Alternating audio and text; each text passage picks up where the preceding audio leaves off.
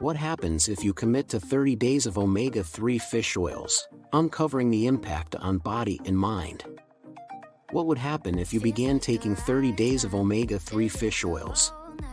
This is a topic I want to educate people about because 70% of the population lacks sufficient amounts of omega-3 fatty acids. I'll explain why, as well as what would happen if you began replenishing your body's supply of these essential fatty acids. There are a few different ways to bring these essential fatty acids back into your body: fish-based oils.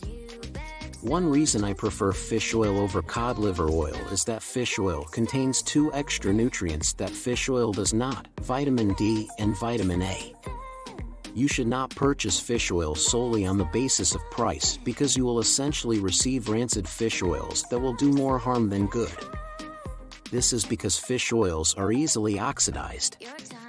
The best course of action is to eat real fatty fish, such as sardines, grass-fed beef organ meats, and even eggs. However, there are some foods that may be claimed to contain omega-3 fatty acids, such as walnuts, flaxseed, hemp, and chia seeds, but actually contain precursors that can be converted into EPA and DHA. The main way that EPA lowers inflammation, and a lot of people have inflammation, and you can have inflammation in the joints, so it helps with arthritis. You can have inflammation in the heart, so it can help with your heart. And then you have something called DHA, which is really good for your brain. In fact, your brain is made up of 20% DHA, and I'm talking about the gray matter, the cerebral cortex. This is why fish oils are really good for memory, cognitive function, attention, focus, learning, really good for kids. Yet many kids don't consume fish or fish oils. But there's a reason why your parents or your grandmother gave you cod liver oil, because that's more of a well-known remedy for so many things that a lot of the Nordic countries used cod liver oil back in the day when they had long winters with very low vitamin D.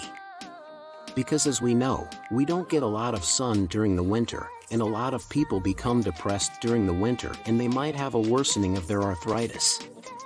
So, cod liver oil is an excellent source, or just consume more fatty fish through the winters. Now, another interesting benefit with cod liver oil, especially for kids if you can get them to consume it, is asthma and allergies, and it's a combination of just reducing inflammation in the lungs. I mean, what's an allergy? It's like you have a lot of inflammation. But also, the vitamin D is one of the most potent anti-inflammatories, and vitamin D is one of the most important things in asthma.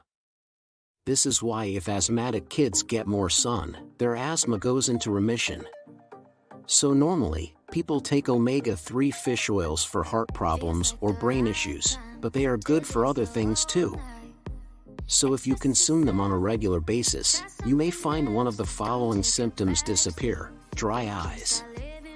Now, you can also help dry eyes with vitamin A, but also with omega-3. The next one is dermatitis, especially if your skin is scaly and dry. And so, when you're deficient in omega-3, you can develop what's called age-related macular degeneration, affecting your sight. As previously mentioned, the benefits of taking a specific fat supplement include lowering blood pressure, arrhythmias, improving a fatty liver, and treating both rheumatoid and osteoarthritis. You can reduce the amount of fat in your liver. Another fantastic advantage of omega-3 is that it increases the absorption of calcium. Of course, taking cod liver oil will increase this absorption because it contains vitamin D, which multiplies the absorption of calcium by 20.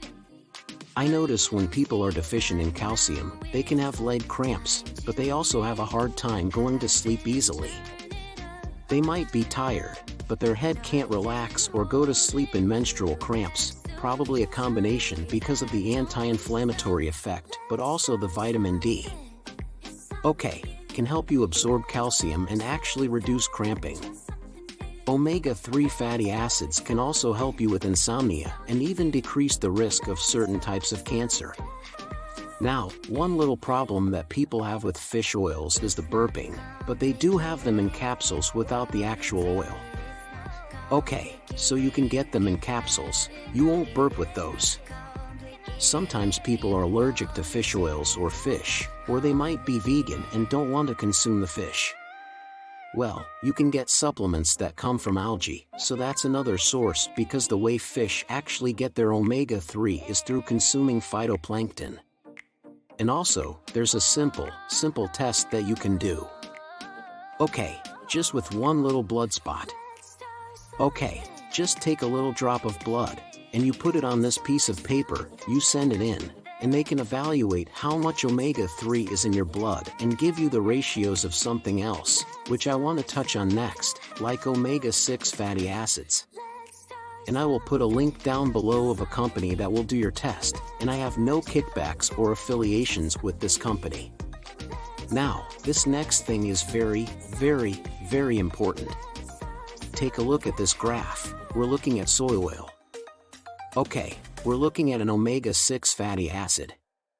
What you need to know is the omega-6 fatty acids compete for the omega-3 fatty acids, and I think one of the big reasons why people are deficient in omega-3 is not only because they don't consume enough omega-3 like fish oils or cod liver oil, but because they consume too much of the competitor, the omega-6, which is very, very inflammatory.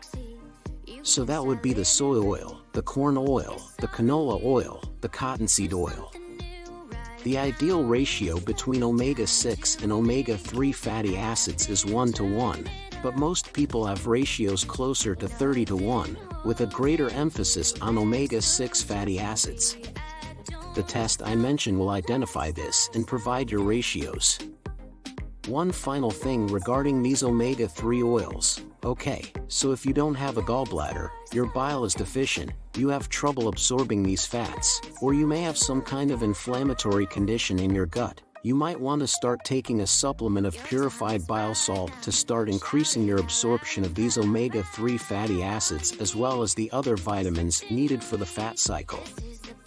However, I believe that we really put ourselves in this situation when we started feeding our animals a lot more grains instead of grass-fed food, because grain-fed animals have significantly lower levels of omega-3 fatty acids than grass-fed animals. And since we're talking about nutrition and healthy foods, there's a fascinating study in which I was involved with some of the beef that I raised.